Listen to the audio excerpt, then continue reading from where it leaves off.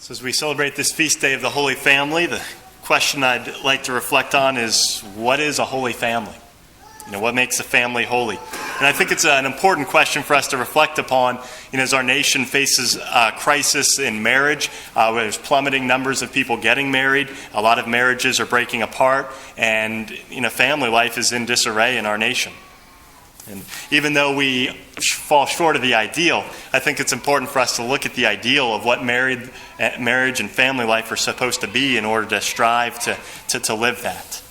And so what is a holy family? Well, I think the first thing is it's a family that creates an environment of authentic charity, of true and authentic love. And that begins with the husband and wife. It begins with the marriage vows that they make.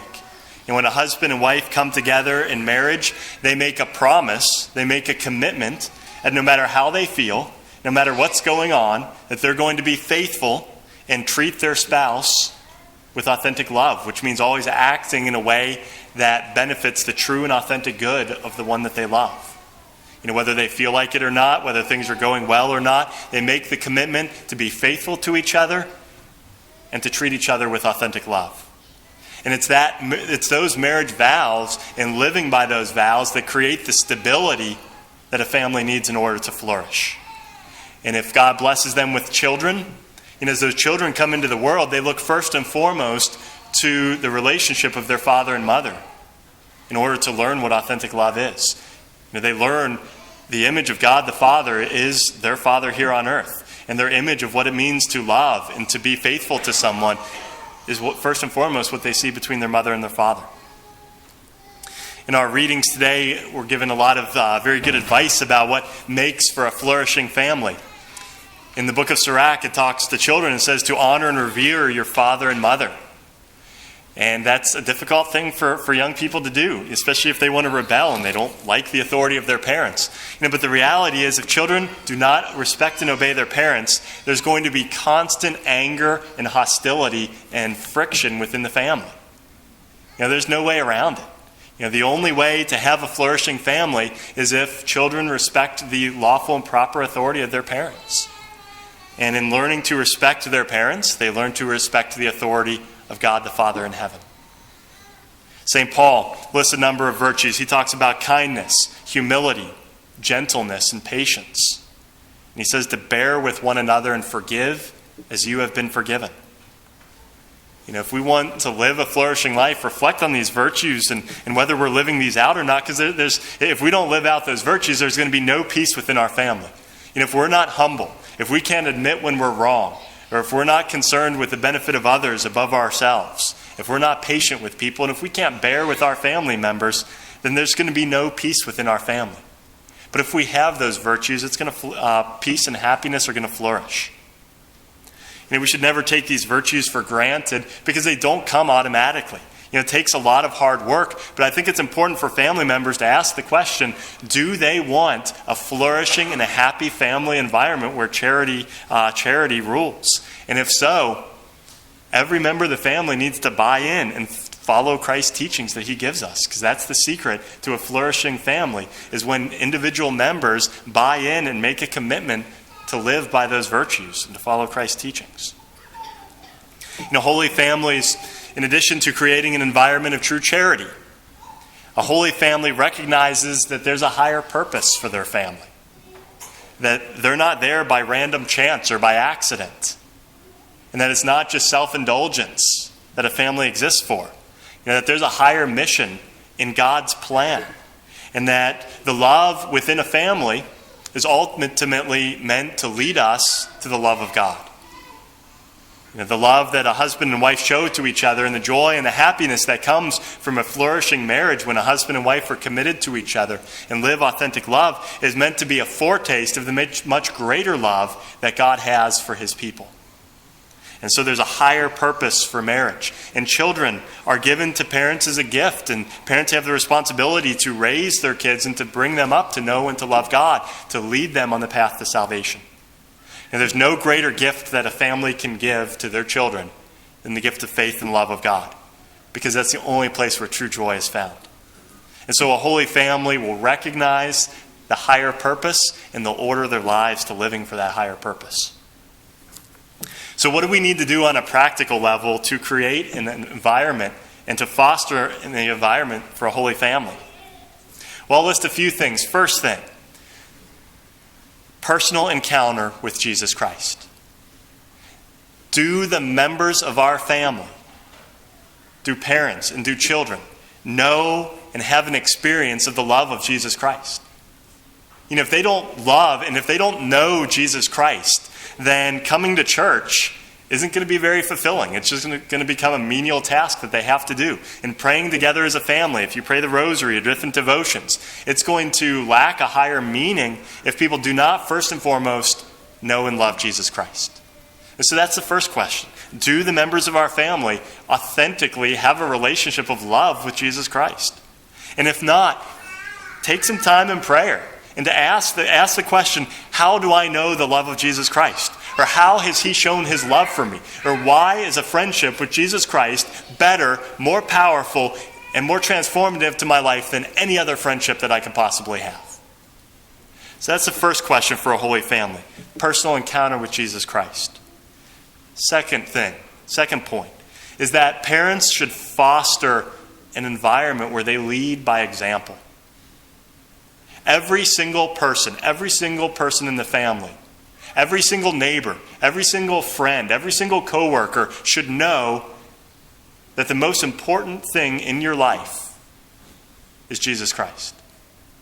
Does every single person know that? Do your children know that? Or if they ask you what's most important, would they say football or something else? Do people know that your faith is the most important thing? Are you instilling that and passing that on to your children? The parents are always the first teachers of the faith to their children. It's not the Sunday morning parish faith formation that's the primary. Primarily, it's the parents who have the responsibility to teach the faith to their children.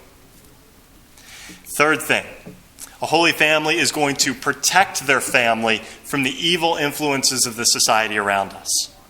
We have to protect our families like a sanctuary. Our culture is obsessed with everything except religion. And so we do need to insulate our families from subversive influences from the culture around us. And we have to be very careful not to assimilate everything from the culture. Because some of the things in our culture we need to back away from, and we need to separate our families from negative influences. If sports have become so dominant that your family can't eat together and have regular family dinners, that's a problem. How are you going to instill the faith and pass on your values to your children if you can't even share a meal together? If sports have become that dominant, you're not going to get that time back with your family. Forget the sports. Quit. It's not that important. No one in eternity is going to look back and remember that your child in the 5th grade scored a goal in soccer. And if your child loses their salvation. We have to have proper priorities and recognize what may not be healthy for our families. Another thing that's important is to foster an environment of chastity within our families, because lust is rampant within our society. What is chastity? It's the virtue that properly orders our desires according to right reason. We have to order those desires properly. And in particular, we have to protect our families against the negative images and things that are available on the internet. Those are destroying our young people and destroying their minds. There have been studies on the effects that it has on people's brains when they expose themselves to that. And what they've done is they've looked at different areas of the brain, and different areas are responsible for different things. One part of the brain lights up with activity when you see a tool, like a hammer. That's one part of the brain that controls objects and utilitarian things. When you see a person, there's another part of the brain that lights up for relationships. And when a person looks at inappropriate images online and they see people in those images, the part of the brain that lights up is the part that operates tools. Why? Because they're not looking at those images and seeing a person. They're seeing someone that they can use to get pleasure, just like you use a hammer or a flashlight. And so it actually rewires a person's brain so they start looking at other people literally as objects instead of as real people. And it also trains the mind to deconstruct people, and instead of seeing them as a whole person and seeing their personality, they begin to deconstruct them and see them as parts of their body rather than a whole person. It also distorts young people's understanding of the purpose of the marital act. I've taught entire classes of high school kids, and I ask them, what is the biological function of the marital act? Very often they don't know. It's like, how can you not know that it produces children? But they don't recognize that because all they see is pleasure, because oftentimes their minds have been distorted. And it'll distort young people's understanding of the marital act. It'll distort their attitudes, and it leads to more permissive attitudes when it comes to premarital or extramarital relations. They have more lenient attitudes towards rape or same-sex activity. It literally changes the way that their mind perceives those things, and often leads to addiction as well. And those effects are reversible if a person is able to break from that sin. But from the standpoint of the family, we have to actively insulate our families and try and protect them from evil influences. Young people should, especially in grade school, should not have access to the internet without supervision. We wouldn't leave loaded guns laying around the house for them to play with. Nor should we leave the internet with free access. There should be filters, and our young people should be supervised. And even teenagers, it should be allowed only on a case-by-case basis, based on the maturity of our young people and their development in the virtue of chastity. And the final point is to immerse our families in a positive environment. Bring your kids to confession. Bring them to church often.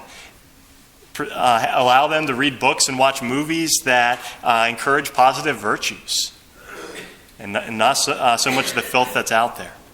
And so as we celebrate this feast day of the Holy Family, I think one important thing for us to do is we should all be praying for the protection and for the health of our families, that we might have strong families within our parish and within the church.